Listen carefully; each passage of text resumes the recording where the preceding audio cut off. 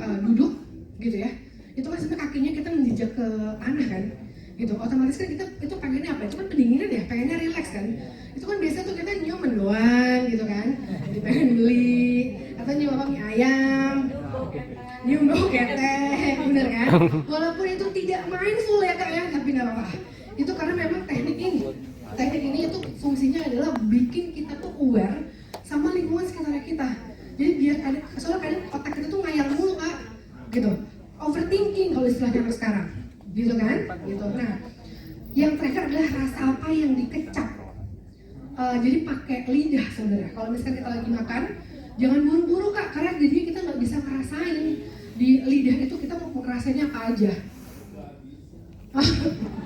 Beli dulu makanya nanti aja belakangan gitu. Ya, jadi ini adalah 5 pertanyaan yang bisa diberikan kepada diri kita sendiri, jangan ke orang lain ya. Kita nggak ngetes orang lain ya, ini buat kita sendiri maksudnya pertanyaannya untuk 5 senses ini atau grounding. Next, yang terakhir self talk. Self talk ini ada pertanyaan-pertanyaannya sebenarnya yang bisa buat kakak-kakak, membantu kakak-kakak untuk self talk. Saya biasanya banyak klien yang nanya gini, saya nggak bisa self talk mbak, caranya gimana? Paling gampang kalau mau ngomong di depan kaca. Ya itu sebenarnya bisa membuat kita mirroring, bisa membuat kita jadinya nanya tuh sebenarnya kalau misalkan saya lagi marah, kenapa sih saya marah? Kamu kenapa marah? Kamu kenapa marah? Oh kesel ya, gara-gara diputusin pacar sepihak. Padahal aku nggak selingkuh. Tapi gimana? Tapi dia nuduh aku. Gitu. Nah, itu sebenarnya membantu kita untuk mengidentifikasi sebenarnya emosi apa yang kita rasain. Gitu. Oke? Oke, aku mau bangun semua dong, ayo semua berdiri dulu. Pengen berdiri semua. Kakak-kakak yang di sana udah mulai pada cemas. Aku udah selesai sharingnya. Oke, sekali lagi kakak-kakak, power pose. Oke, terima kasih kakak-kakak, itu sekian dari aku sharingnya. Kakak-kakak semua. Ya, sekian dan terima kasih. Assalamualaikum. Waalaikumsalam. Boleh tepuk tangan sekali lagi buat Kak Ana, teman-teman. Terima kasih Kak Ana. Wow, dari sesinya Kak Ana barusan, nih vibe-nya jadi semakin positif gitu ya. Positif ngantuk. Masih semangat ya teman-teman? BBC Kompak. BBC Kompak. BBC Kompak. Luar biasa. Bagaimana kakak sudah dikeluarkan emosi-emosinya? Belum ya? Gak apa-apa, habis ini kita keluarkan di GBK ya. Ya, aku ditodong mulu ini. Nah, selanjutnya nih teman-teman, ada satu hal yang penting Kak Dimas. Tapi sebelumnya kita mau highlight community dulu ya. Boleh, silakan Kak Dimas. Nah, sekarang sebetulnya aku mau bacain info komunitas. Tapi ini sebetulnya bukan komunitas, tapi nggak apa-apa ya. Ini dia community highlight. Perwakilan sekolah dan kampus terbaik se-Jakarta Raya. Asik. Yang pertama, SMKN 48 Jakarta.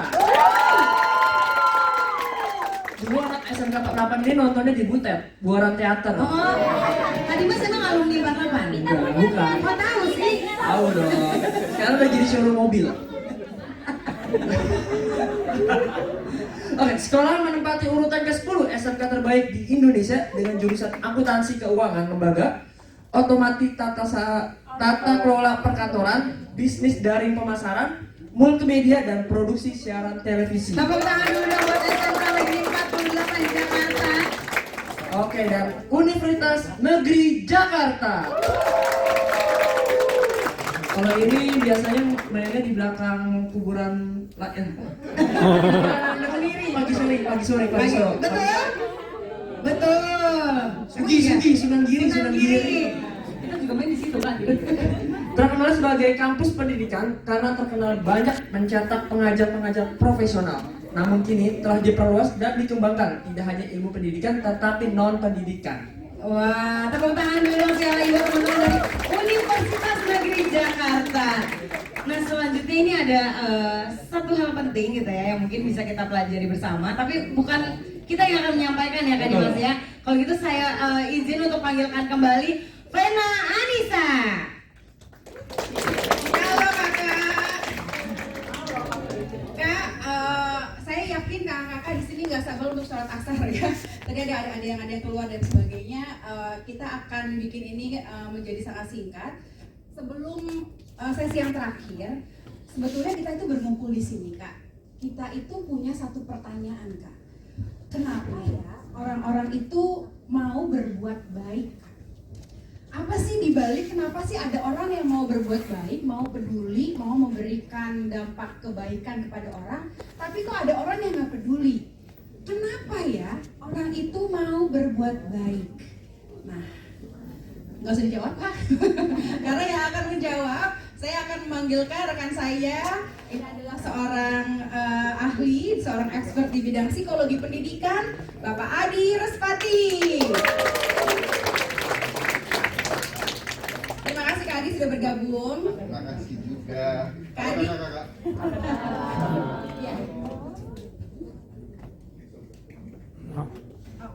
Oke, di tengah. Ya, oke, baik. Oke, terima kasih. Kak Adi, kita hanya punya waktu 5 menit nih Kak Adi. Yap.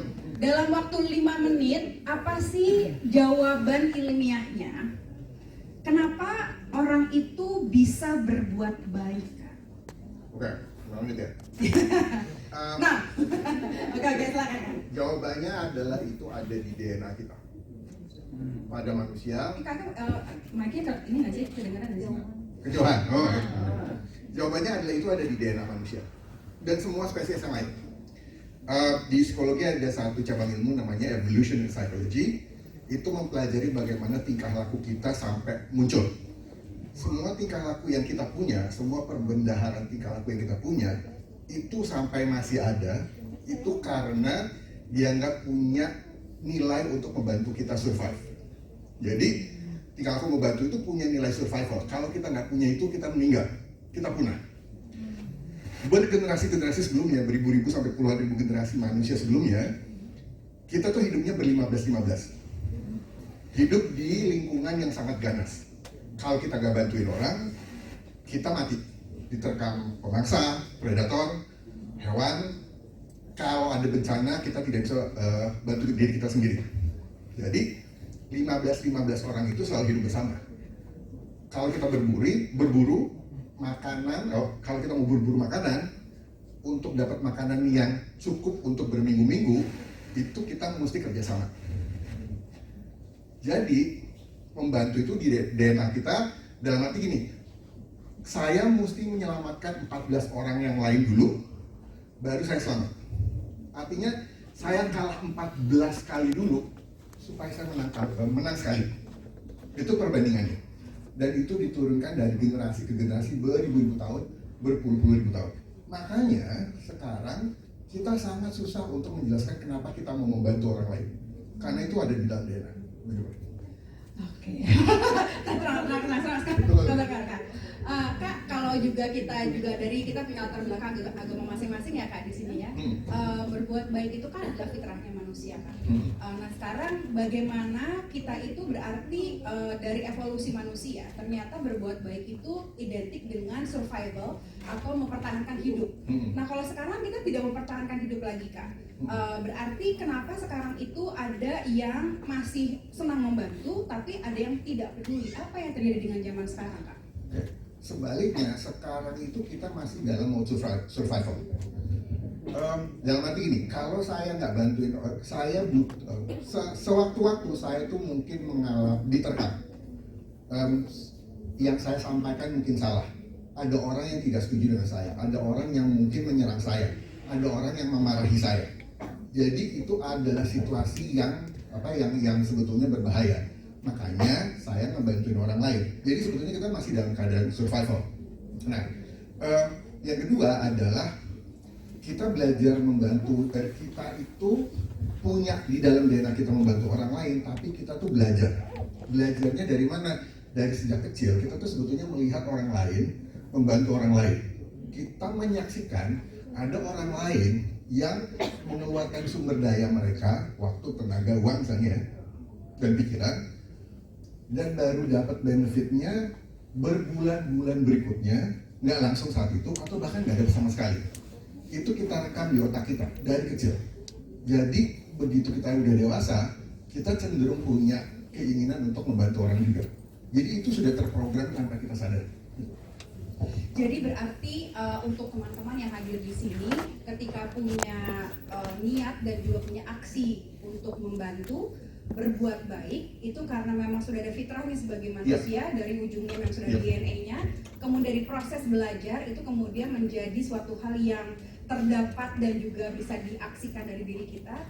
Berarti teman-teman yang ada di sini itu yang ada di komunitas itu memang sudah ada di tempat yang benar, sambil belajar, sambil mengasah, dan juga sambil membuat kebaikan itu menjadi konsistensi kita sebagai manusia. Ya, Sudah di jalur yang benar dan sudah di jalur yang kompak. wah, ya Kak, sesuai di acara hari ini Kak ya. Oke, terima kasih Kak Adi. Ini ada sekilas info kakak-kakak dan kita akan menuju ke yang terakhir, acara yang terakhir yaitu saya kembalikan kepada Mega Firda. Silakan. Wassalamualaikum warahmatullahi wabarakatuh. Waalaikumsalam. Oke, terima kasih Kak Vena dan Kak Adi. Mana ini partner saya ini? Oh iya, tolong dong, jangan biarkan saya menjomblo. Wah, luar biasa sekali ya. Ternyata kita sebagai manusia memang fitrahnya ada ingin untuk berbuat baik gitu ya. Semoga kita selalu berada di jalan itu ya teman-teman ya. Nah, teman-teman di sini siapa yang mau 250.000 rupiah? Saya juga mau, tapi sayangnya ini hanya untuk 4 orang aja. Betul, buat teman-teman yang ada di sini hanya untuk 4 orang aja yang berhasil memenangkan challenge untuk membuat video konten kegiatan hari ini dan dipost di sosial media dan di tag ke Instagramnya @vnvcom, @cheers.water, @heylokal.id dan juga @aubrey.skin. @aubrey.skin. Nah, teman-teman dari tadi saya lihat mundur kayak nyatet aja. Udah pada video-videoin belum? Udah ya? Oh, nyatet apa? Oh, nyatet alamat aku. Takut banget tiba-tiba ya. Tiba-tiba. Oke, nah teman-teman, buat teman-teman yang ambil nih ya, yang kayak aku harus memenangkan challenge ini gitu ya, aku punya hadiah. Selanjutnya, ya Kak Dimas ya, kita akan belajar ya, bagaimana untuk memenangkan si 250.000 ini ya. Karena di sesi selanjutnya kita akan belajar bersama Kak Rafki Chandra dalam workshop Content Creation.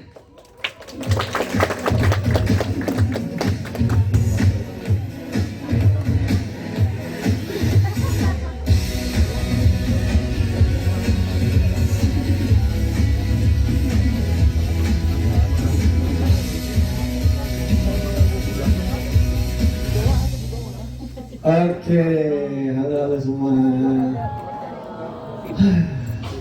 Kalau gitar yang terakhir itu rasanya seperti apa ya? Oke. Selamat sore teman-teman. BBC? Sadis. BBC? Sekali lagi dong. BBC? Oke, thank you teman-teman semua. Masih bertahan di sini sampai di sesi saya ini. Hari ini kita akan belajar nih.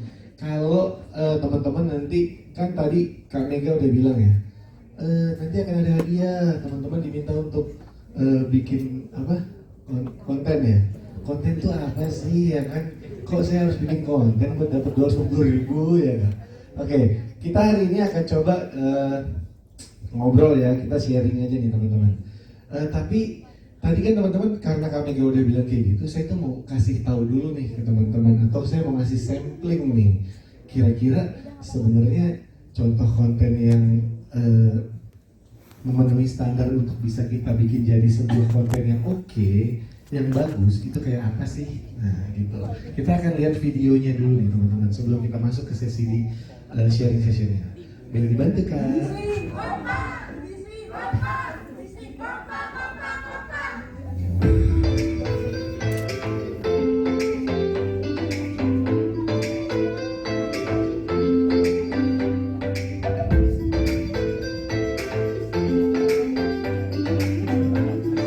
Ini bagus ya. Thank you.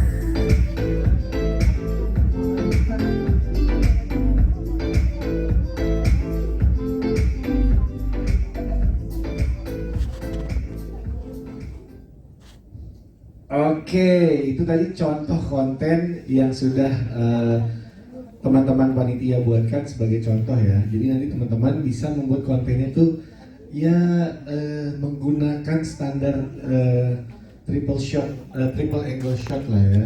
Oke, kita masuk ke sesi diskusi juga paralel next. Oke, kita akan bahas terkait dengan content creation teman-teman. Content creation itu sebenarnya apa sih? Tapi sebelum itu perkenalkan dulu nih siapa sih sebenarnya orang yang ngomong depan? Emang dia expertise atau emang dia punya konten apa sih? Gitu dah. Ini teman-teman saya Rafki Chandra. Saat ini saya ya sibuk sedikit lah ya. Saya juga sebagai seorang faculty member atau kalau bahasa zaman saya kecil tuh dibilangnya dosen, ya kan? Tapi dosen itu kan identik dengan apa? Paling pelit nilai, terus nggak apa ya? Paling kaku, nggak main sosial media, Tapi yang satu ini teman-teman boleh lihat, saya punya Instagram, saya punya TikTok, saya punya YouTube. Ini dosen nih. Apa anak buahnya Raffi Ahmad? Namanya sih mirip.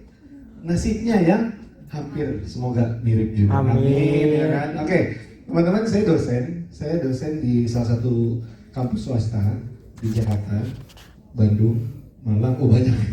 Di BINUS teman-teman, saya di BINUS. Oke, ya saya salah satu dosen di BINUS, saya mengajar entrepreneurship. Oke, di sesi kali ini tentang content creation ini, saya mau berbagi sharing ke teman-teman semua sedikit nih. Kita langsung aja next.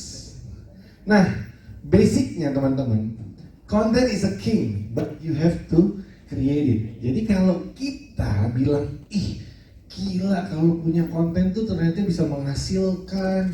Kalau jadi Raffi Ahmad bikin konten bisa jadi sultan, ya kan? Wah, berarti enak ya kalau kita bisa punya konten, enak ya bisa menghasilkan. Tapi apa? Kalau kita bilang konten itu keren, konten itu bagus, kalau kita nggak buat tuh konten, nggak akan ada tuh yang namanya konten gitu. Istilahnya nggak akan ada tuh kita bisa menghasilkan gitu. Nah jadi konten is a king but you have to create it. Next. Ya ini sedikit agenda hari ini ya. Ada 4 poin tadi, introduction, nanti type of content, kenapa konten, what is content creation, dan conclusion. Next. Apa sih content creation itu? Jadi content creation itu next. Nah, ini teman-teman, apa yang saya show ke teman-teman semua di depan ini teman-teman, kan saya lagi present materi, benar gak? This is the content, teman-teman. Oke, jadi yang saya share di depan ini namanya konten. Konten, betul sekali, konten. Nah, apa yang saya show ke teman-teman semua ini adalah bentuk konten. Nah, every content must have a purpose and a goal. Jadi setiap konten yang mau kita buat, kita harus tahu niatnya kita mau ngapain nih, tujuannya apa nih, objektif kita apa nih. Nah, kayak gitu. Saya punya contoh sedikit ya sebelum nanti masuk ke sesi-sesi berikutnya. Membedakan antara konten dan konteks. Nanti di next slide mungkin. Next coba kita lihat. Nah, ini dia. Apa sih content creation? Ya intinya content creation itu kita proses untuk mengenerate sebuah konten itu bisa kita gunakan dari berbagai macam bentuk. Mau bentuknya texting, bentuknya image, bentuknya video dan yang lainnya. Nah teman-teman, sebelum lanjut jauh lagi nih, saya mau tanya teman-teman di sini ada yang masih belum bikin video nggak untuk mendapatkan hadiah yang tadi disampaikan Kak Mega? Belum. Oke, kalau gitu saya izin ya kakak panitia.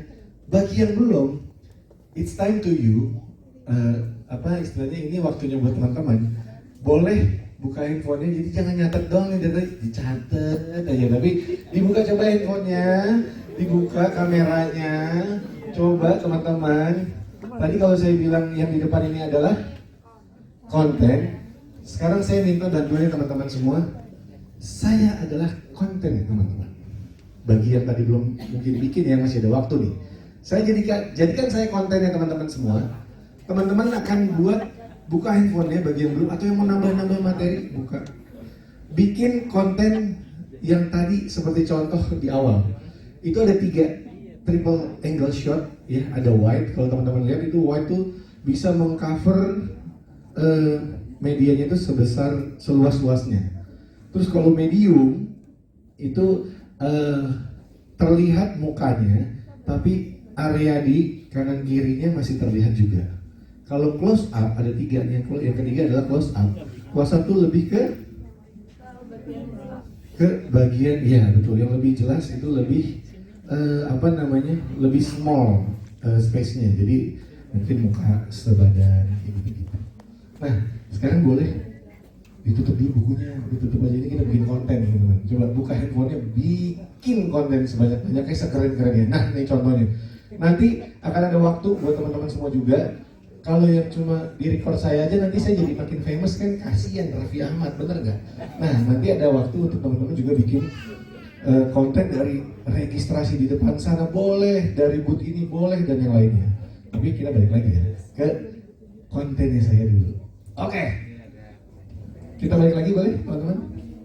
Ya, tipe-tipe konten itu apa sih? Nah, tipe-tipe konten itu bisa konten itu bisa secara visual, bisa secara audio, bahkan bisa secara audio visual. Nah, jadi ini ada 3 teman-teman. Teman-teman mau pakai yang manapun silahkan. Kalau dibilang tipe-tipe konten audio, contohnya apa? Ada yang bisa angkat tangan? Podcast. Ada lagi?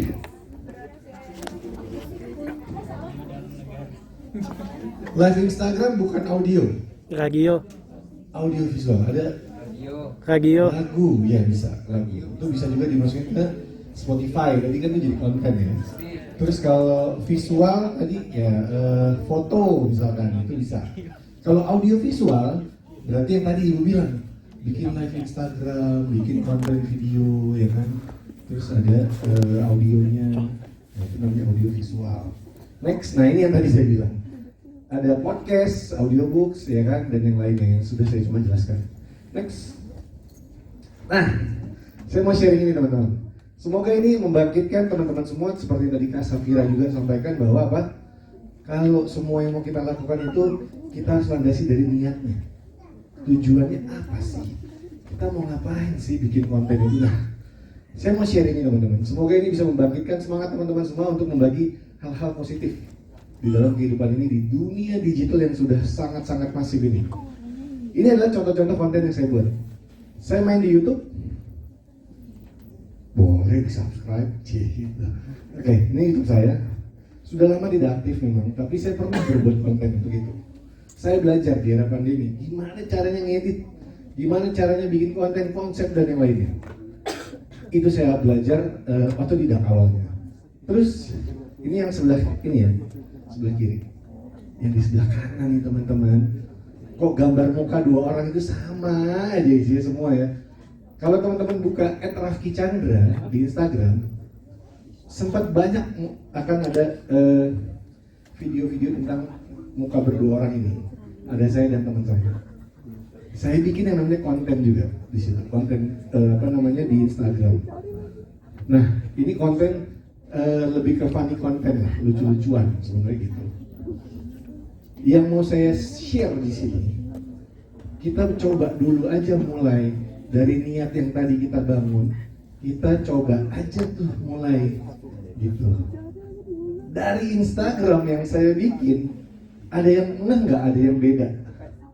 Dari gambar nih ada 9, ada yang beda. Apa tuh? Angkat tangan. Apa ibu? 1M views. Wah, itu apa ya artinya?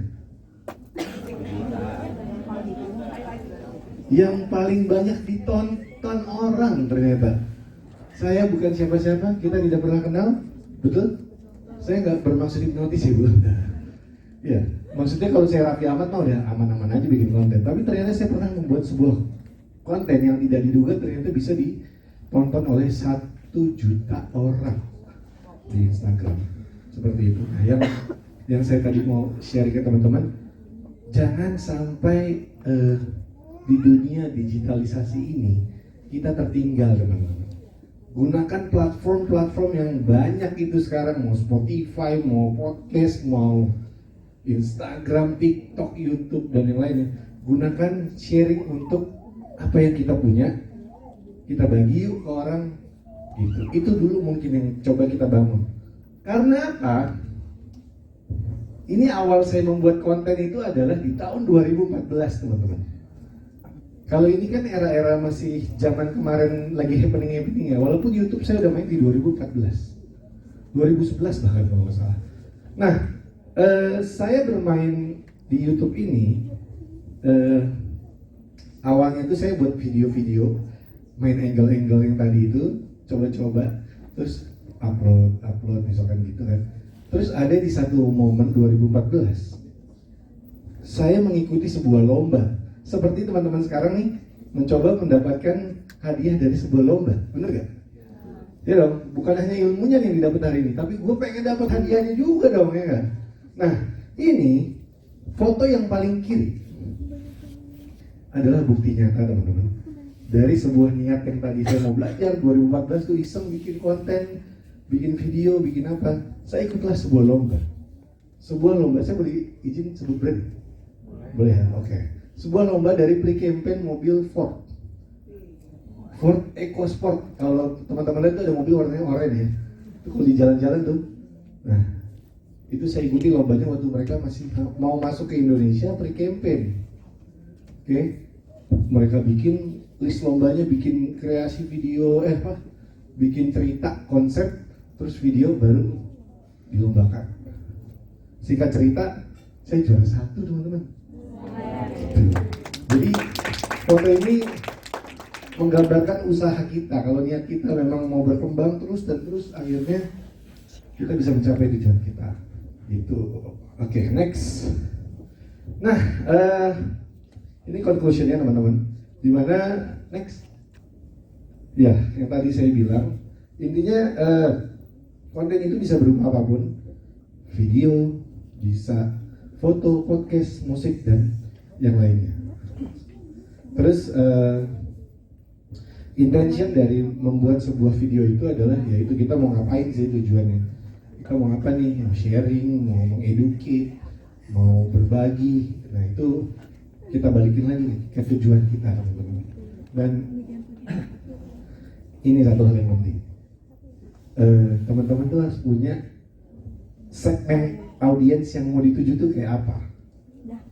Betul? Karena contoh nih ya di YouTube. YouTube-nya Deddy Corbuzier sama YouTube-nya Baimon itu beda yang nonton. Setuju ya? Nah, jadi kita harus tahu audiens kita tuh seperti apa sih. Atau kita punya Instagram deh.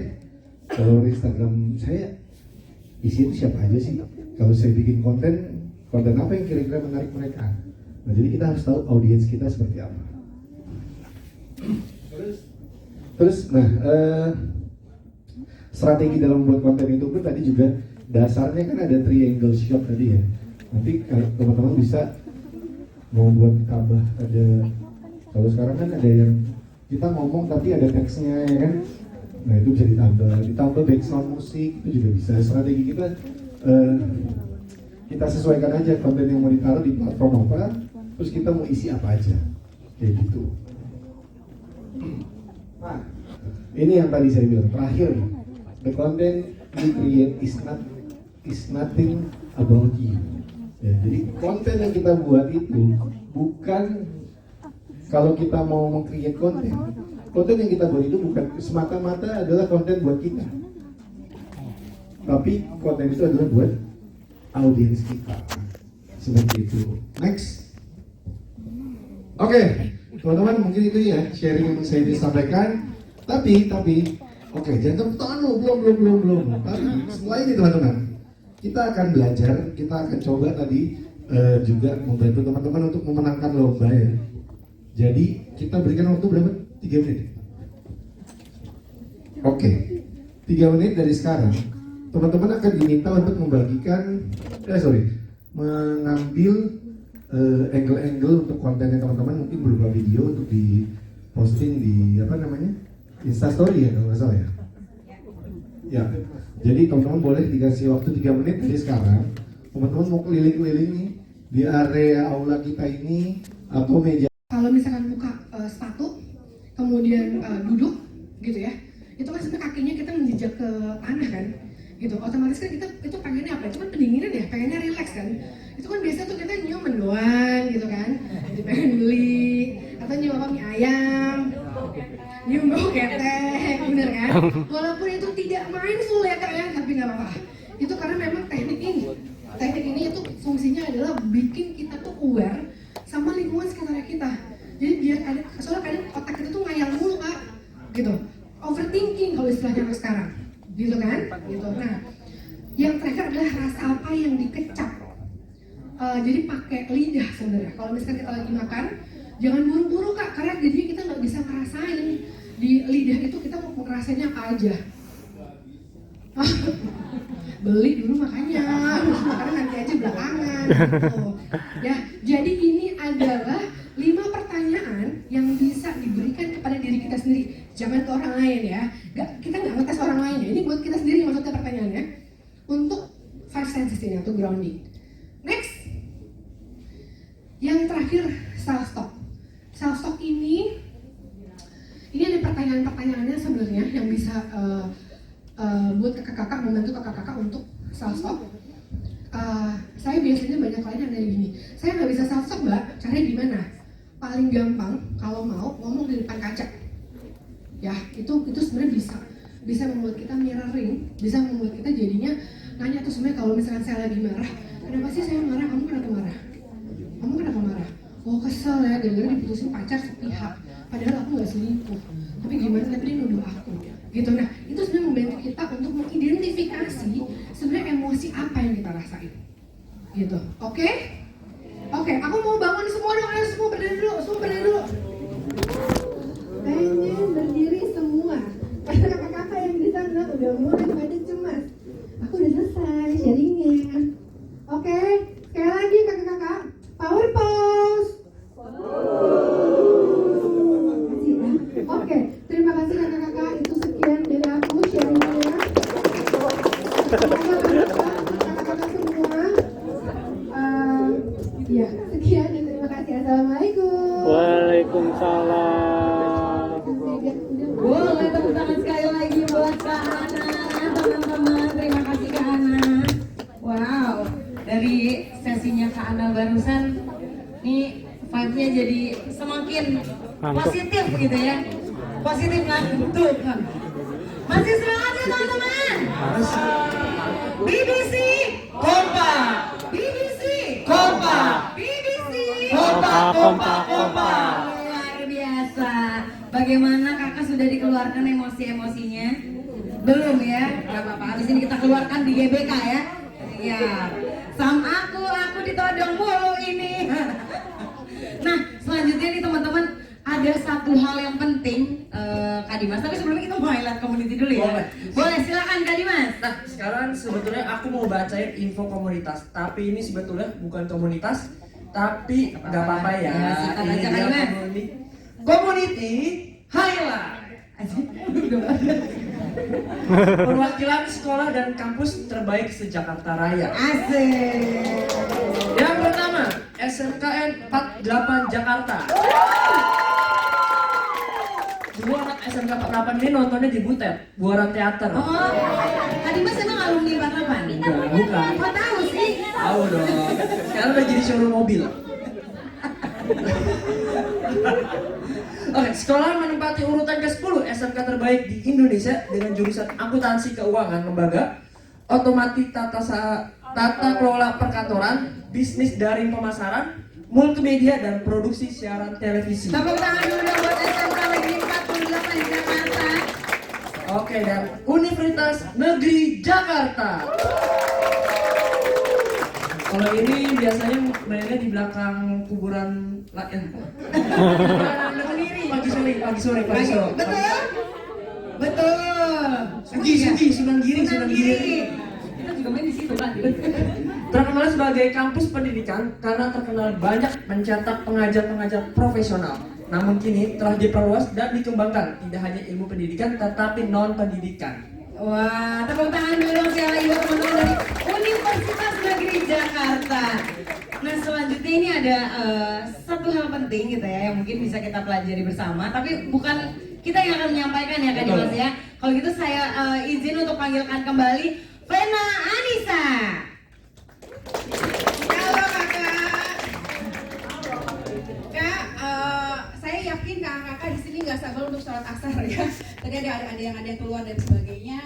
Kita akan bikin ini menjadi sangat singkat. Sebelum sesi yang terakhir, sebetulnya kita itu berkumpul di sini kak. Kita itu punya satu pertanyaan kak. Kenapa ya orang-orang itu mau berbuat baik? Apa sih dibalik kenapa sih ada orang yang mau berbuat baik, mau peduli, mau memberikan dampak kebaikan kepada orang, tapi kok ada orang yang nggak peduli? Kenapa ya orang itu mau berbuat baik? Nah, nggak usah dijawab kak, karena yang akan menjawab saya akan memanggilkan rekan saya.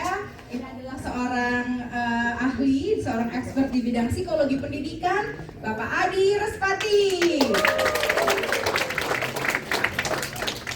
Terima kasih Kak Adi sudah bergabung. Terima kasih juga. Kak Adi. Kakak. Ya. Oh.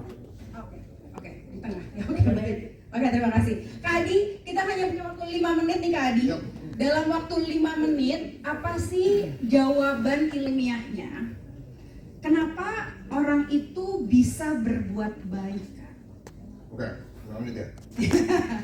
Nah, oke, silakan Kak. Jawabannya adalah itu ada di DNA kita. Pada manusia, Kakak, mic-nya ini nggak sih? Kedengeran nggak sih? kejauhan. Oh, ya. Jawabannya adalah itu ada di DNA manusia dan semua spesies yang lain. Di psikologi ada satu cabang ilmu namanya evolutionary psychology. Itu mempelajari bagaimana tingkah laku kita sampai muncul. Semua tingkah laku yang kita punya, semua perbendaharaan tingkah laku yang kita punya, itu sampai masih ada, itu karena dianggap punya nilai untuk membantu kita survive. Jadi tingkah laku membantu itu punya nilai survival. Kalau kita nggak punya itu, kita meninggal, kita punah. Bergenerasi-generasi sebelumnya, beribu-ribu sampai puluhan ribu generasi manusia sebelumnya, kita tuh hidupnya ber-15-15. Hidup di lingkungan yang sangat ganas. Kalau kita gak bantuin orang, kita mati. Diterkam pemangsa, predator, hewan. Kalau ada bencana, kita tidak bisa bantu diri kita sendiri. Jadi, 15-15 orang itu selalu hidup bersama. Kalau kita berburu makanan, kalau kita mau buru-buru makanan, untuk dapat makanan yang cukup untuk berminggu-minggu, itu kita mesti kerjasama. Jadi, membantu itu di DNA kita, dalam arti gini, saya mesti menyelamatkan 14 orang yang lain dulu, baru saya selamat. Artinya, saya kalah 14 kali dulu, supaya saya menang sekali. Itu perbandingannya. Dan itu diturunkan dari generasi ke generasi beribu-ribu tahun, berpuluh-puluh ribu tahun. Makanya sekarang kita sangat susah untuk menjelaskan kenapa kita mau membantu orang lain. Karena itu ada di dalam DNA. Oke. Kak, kalau juga kita punya latar belakang agama masing-masing ya Kak di sini ya. Berbuat baik itu kan adalah fitrahnya manusia Kak. Nah sekarang bagaimana kita itu berarti dari evolusi manusia ternyata berbuat baik itu identik dengan survival atau mempertahankan hidup. Nah kalau sekarang kita tidak mempertahankan hidup lagi Kak. Berarti kenapa sekarang itu ada yang masih senang membantu tapi ada yang tidak peduli? Apa yang terjadi dengan zaman sekarang Kak? Sebaliknya sekarang itu kita masih dalam mode survival. Dalam arti gini, kalau saya nggak bantuin, saya sewaktu-waktu saya itu mungkin diterkam. Yang saya sampaikan mungkin salah. Ada orang yang tidak setuju dengan saya, ada orang yang mungkin menyerang saya, ada orang yang memarahi saya. Jadi itu adalah situasi yang sebetulnya berbahaya. Makanya saya ngebantuin orang lain. Jadi sebetulnya kita masih dalam keadaan survival. Nah, yang kedua adalah kita belajar membantu. Kita itu punya di dalam DNA kita membantu orang lain, tapi kita tuh belajar. Belajarnya dari mana? dari sejak kecil kita tuh sebetulnya melihat orang lain membantu orang lain. Kita menyaksikan ada orang lain yang mengeluarkan sumber daya mereka, waktu, tenaga, uang misalnya, dan pikiran, dan baru dapat benefitnya berbulan-bulan berikutnya, nggak langsung saat itu, atau bahkan nggak ada sama sekali. Itu kita rekam di otak kita dari kecil. Jadi begitu kita udah dewasa, kita cenderung punya keinginan untuk membantu orang juga. Jadi itu sudah terprogram tanpa kita sadar. Jadi berarti untuk teman-teman yang hadir di sini, ketika punya niat dan juga punya aksi untuk membantu, berbuat baik, itu karena memang sudah ada fitrahnya sebagai manusia, dari ujungnya memang sudah ada DNA-nya, kemudian dari proses belajar itu kemudian menjadi suatu hal yang terdapat dan juga bisa diaksikan dari diri kita. Berarti teman-teman yang ada di sini itu yang ada di komunitas itu memang sudah ada di tempat yang benar, sambil belajar, sambil mengasah, dan juga sambil membuat kebaikan itu menjadi konsistensi kita sebagai manusia. Ya, kan? Sudah di jalur yang benar dan sudah di jalur yang kompak. Wah, ya sesuai dengan acara hari ini Kak ya. Oke, terima kasih Kak Adi. Ini ada 11 info kakak-kakak dan kita akan menuju ke yang terakhir, acara yang terakhir yaitu saya kembalikan kepada Mega Firda. Silakan. Assalamualaikum warahmatullahi wabarakatuh. Waalaikumsalam. Oke, terima kasih Kak Vena dan Kak Adi. Mana ini partner saya ini? Oh iya, tolong dong, jangan biarkan saya menjomblo. Wah, luar biasa sekali ya. Ternyata kita sebagai manusia memang fitrahnya ada ingin untuk berbuat baik gitu ya. Semoga kita selalu berada di jalan itu ya teman-teman ya. Nah, teman-teman di sini siapa yang mau 250.000 rupiah? Saya juga mau, tapi sayangnya ini hanya untuk 4 orang aja. Betul, buat teman-teman yang ada di sini hanya untuk 4 orang aja yang berhasil memenangkan challenge untuk membuat video konten kegiatan hari ini dan dipost di sosial media dan di tag ke Instagramnya @vnvcom, @cheers.water, @heylokal.id dan juga @aubrey.skin. @aubrey.skin. Nah, teman-teman dari tadi saya lihat mundur kayak nyatet aja. Udah pada video-videoin belum? Udah ya? Oh, nyatet apa? Oh, nyatet alamat aku. Takut banget tiba-tiba ya. Tiba-tiba. Oke, nah teman-teman, buat teman-teman yang ambi nih ya, yang kayak aku harus memenangkan challenge ini gitu ya, aku punya hadiah. Selanjutnya, ya kan Dimas ya, kita akan belajar ya, bagaimana untuk memenangkan si 250.000 ini ya. Karena di sesi selanjutnya kita akan belajar bersama Kak Rafki Chandra dalam workshop Content Creation.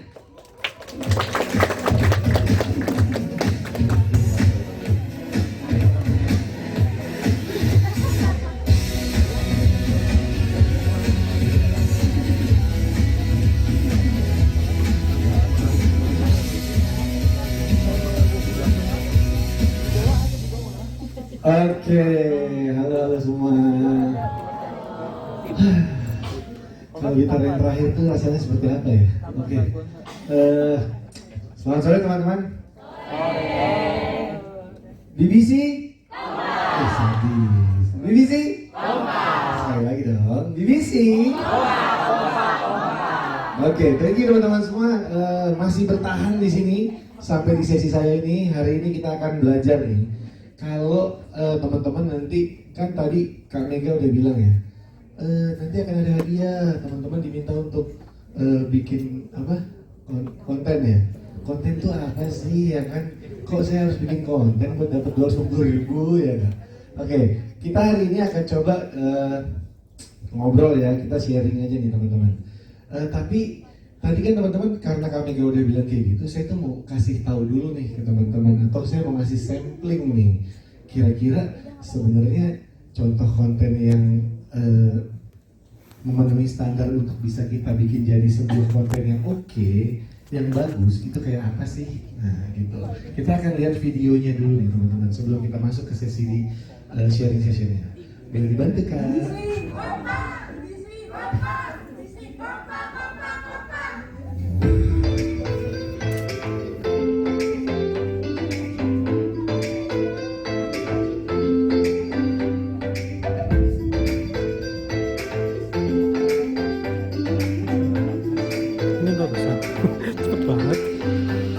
Thank you.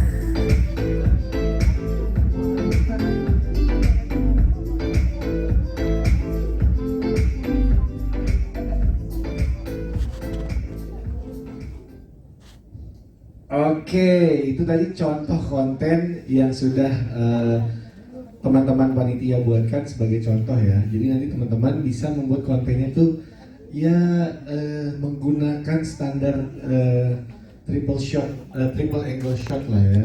Oke, kita masuk ke sesi diskusi juga paralel next. Oke, kita akan bahas terkait dengan content creation teman-teman. Content creation itu sebenarnya apa sih? Tapi sebelum itu perkenalkan dulu nih siapa sih sebenarnya orang yang ngomong depan? Emang dia expertise atau emang dia punya konten apa sih? Gitu dah.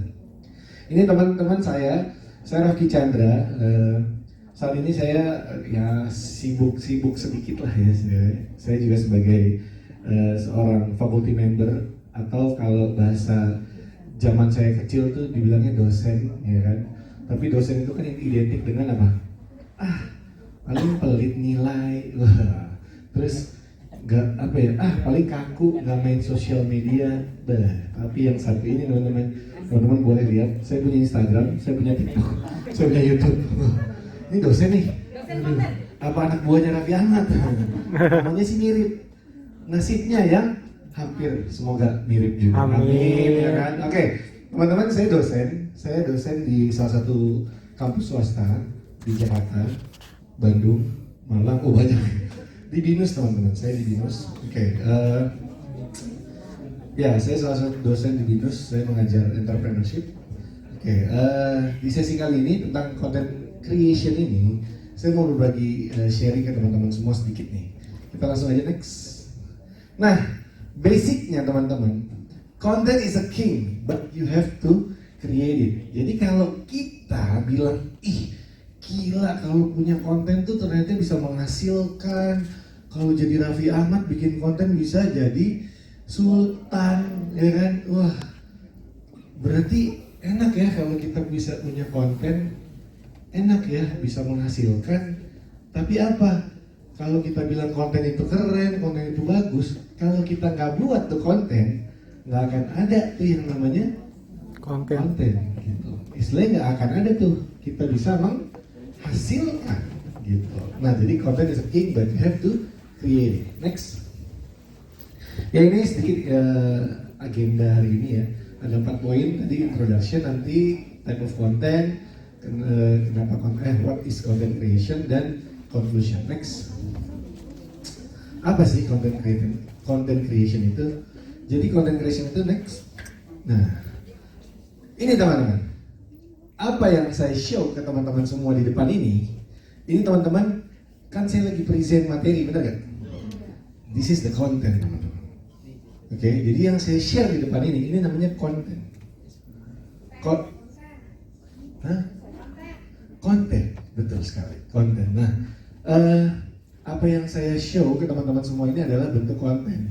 Nah, every content must have a purpose and a goal. Jadi setiap konten yang mau kita buat, kita harus tahu niatnya kita mau ngapain nih, tujuannya apa nih, objektif kita apa nih. Nah, yang kayak gitu. Saya punya contoh sedikit ya sebelum nanti masuk ke sesi-sesi berikutnya. Membedakan antara konten dan konteks. Nanti di next slide mungkin. Next coba kita lihat. Nah, ini dia. Apa sih content creation? Ya intinya content creation itu kita proses untuk mengenerate sebuah konten itu bisa kita gunakan dari berbagai macam bentuk. Mau bentuknya texting, bentuknya image, bentuknya video dan yang lainnya. Nah teman-teman, sebelum lanjut jauh lagi nih, saya mau tanya teman-teman di sini ada yang masih belum bikin video nggak untuk mendapatkan hadiah yang tadi disampaikan Kak Mega? Belum. Oke, kalau gitu saya izin ya kakak panitia. Bagi yang belum, it's time to you. Apa istilahnya ini waktunya buat teman-teman. Boleh buka handphonenya, jadi jangan nyatet dong ya, dicatat aja, tapi dibuka coba handphonenya, dibuka kameranya, coba teman-teman. Tadi kalau saya bilang yang di depan ini adalah konten, sekarang saya minta bantuannya teman-teman semua. Saya adalah konten teman-teman. bagi yang tadi belum mungkin bikin yang masih ada waktu nih. Saya jadikan saya kontennya teman-teman semua. Teman-teman akan buka handphonenya bagi yang belum atau yang mau nambah-nambah materi, buka. Bikin konten yang tadi seperti contoh di awal. Itu ada 3 triple angle shot ya, ada wide. Kalau teman-teman lihat itu wide tuh bisa mengcover medianya itu sebesar seluas-luasnya.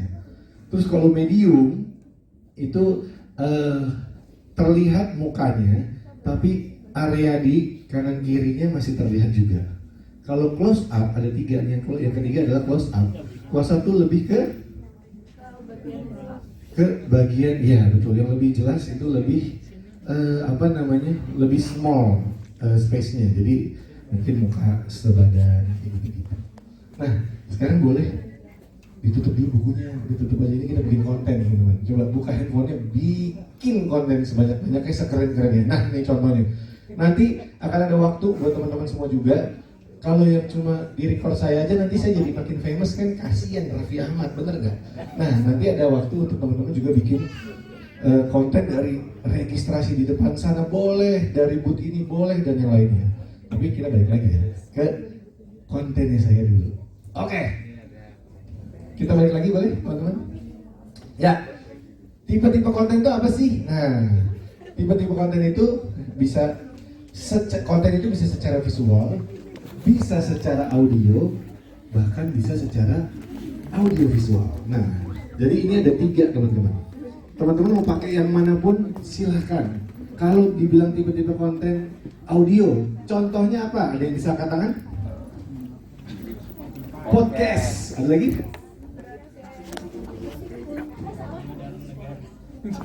Live Instagram bukan audio. Radio. Audio visual. Ada Radio. lagu, ya bisa lagu. Itu bisa juga dimasukin ke Spotify. Tadi kan itu jadi konten ya. Terus kalau visual tadi ya foto misalkan itu bisa. Kalau audio visual berarti yang tadi ibu bilang, bikin live Instagram, bikin konten video ya kan. Terus ada audionya, itu namanya audio visual. Next, nah ini yang tadi saya bilang. Ada podcast, audiobooks ya kan, dan yang lainnya yang sudah saya cuma jelaskan. Next. Nah, saya mau sharing ini teman-teman. Semoga ini membangkitkan teman-teman semua, seperti tadi Kak Safira juga sampaikan bahwa apa? Kalau semua yang mau kita lakukan itu kita harus landasi dari niatnya. Tujuannya apa sih? Kita mau ngapain sih bikin konten ini? Nah, saya mau sharing ini teman-teman. Semoga ini bisa membangkitkan semangat teman-teman semua untuk membagi hal-hal positif di dalam kehidupan ini di dunia digital yang sudah sangat-sangat masif ini. Ini adalah contoh-contoh konten yang saya buat. Saya main di YouTube, boleh di subscribe, gitu. Oke, ini YouTube saya. Sudah lama tidak aktif memang, tapi saya pernah berbuat konten untuk itu. Saya belajar di era pandemi, gimana caranya ngedit, gimana caranya bikin konten, konsep dan yang lainnya. Itu saya belajar otodidak awalnya. Terus ini yang sebelah ini ya, sebelah kiri. Yang di sebelah kanan nih teman-teman. Kok gambar muka 2 orang itu sama aja isinya semua ya. Kalau teman-teman buka @rafki_chandra di Instagram, sempat banyak akan ada video-video tentang muka berdua orang ini. Ada saya dan teman saya. Saya bikin yang namanya konten juga di situ, konten di Instagram. Nah, ini konten lebih ke funny konten lah, lucu-lucuan sebenarnya gitu. Yang mau saya share di sini, kita coba dulu aja mulai dari niat yang tadi kita bangun. Kita coba aja tuh mulai gitu. Dari Instagram yang saya bikin, ada yang nggak, ada yang beda. Dari gambar nih ada 9, ada yang beda. Apa tuh? Angkat tangan. Apa ibu? 1M views. Wah, itu apa ya artinya? Yang paling banyak ditonton orang ternyata. Saya bukan siapa-siapa, kita tidak pernah kenal, betul? Saya nggak bermaksud hipnotis ya bu. Ya, maksudnya kalau saya Raffi Ahmad mah udah aman-aman aja bikin konten. Tapi ternyata saya pernah membuat sebuah konten yang tidak diduga ternyata bisa ditonton oleh 1 juta orang di Instagram. Seperti itu. Nah, yang saya tadi mau share ke teman-teman, jangan sampai di dunia digitalisasi ini kita tertinggal, teman-teman. Gunakan platform-platform yang banyak itu sekarang, mau Spotify, mau podcast, mau Instagram, TikTok, YouTube, dan yang lainnya. Gunakan sharing untuk apa yang kita punya, kita bagi yuk ke orang gitu. Itu dulu mungkin yang coba kita bangun. Karena apa? Ini awal saya membuat konten itu adalah di tahun 2014, teman-teman. Kalau ini kan era-era masih zaman kemarin lagi happening ya. Walaupun YouTube saya udah main di 2014, 2011 bahkan kalau nggak salah. Nah, saya bermain di YouTube ini awalnya itu saya buat video-video, main angle-angle yang tadi itu, coba-coba, terus upload misalkan gitu kan. Terus ada di satu momen 2014, saya mengikuti sebuah lomba. Seperti teman-teman sekarang nih mencoba mendapatkan hadiah dari sebuah lomba, bener gak? Ya dong, bukan hanya ilmunya yang didapat hari ini, tapi gue pengen dapat hadiahnya juga dong, ya kan? Nah, ini foto yang paling kiri adalah bukti nyata, teman-teman, dari sebuah niat yang tadi saya mau belajar 2014 tuh iseng bikin konten, bikin video, bikin apa. Saya ikutlah sebuah lomba. Saya boleh izin sebut brand? Boleh ya? Oke. Sebuah lomba dari pre-campaign mobil Ford EcoSport. Kalau teman-teman lihat tuh ada mobil warnanya oranye ya. Itu kalau di jalan-jalan tuh. Nah, itu saya ikuti lombanya waktu mereka masih mau masuk ke Indonesia pre-campaign. Oke. Mereka bikin list lombanya, bikin kreasi video, bikin cerita, konsep, terus video baru dilombakan. Singkat cerita, saya juara 1, teman-teman. Jadi foto ini menggambarkan usaha kita. Kalau niat kita memang mau berkembang terus dan terus, akhirnya kita bisa mencapai tujuan kita. Itu. Oke, next. Nah, ini conclusionnya, teman-teman. Dimana next? Ya, yang tadi saya bilang, intinya konten itu bisa berupa apapun, video, bisa foto, podcast, musik, dan yang lainnya. Terus intention dari membuat sebuah video itu adalah yaitu kita mau ngapain sih tujuannya. Kita mau apa nih? Mau sharing, mau mengeducate, mau berbagi. Nah itu kita balikin lagi ke tujuan kita, teman-teman. Dan ini satu hal yang penting. Teman-teman tuh harus punya segmen audiens yang mau dituju tuh kayak apa. Betul? Karena contoh nih ya di YouTube, YouTube-nya Deddy Corbuzier sama YouTube-nya Baim Wong itu beda yang nonton. Setuju ya? Nah, jadi kita harus tahu audiens kita tuh seperti apa sih. Atau kita punya Instagram deh. Kalau Instagram saya isi itu siapa aja sih? Kalau saya bikin konten apa yang kira-kira menarik mereka?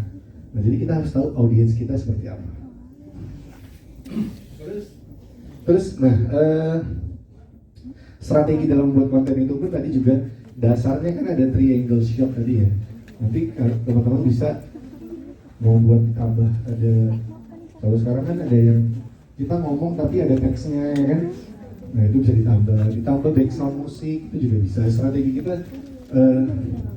kita sesuaikan aja konten yang mau ditaruh di platform apa, terus kita mau isi apa aja kayak gitu. Nah, ini yang tadi saya bilang terakhir, the content you create is nothing about you.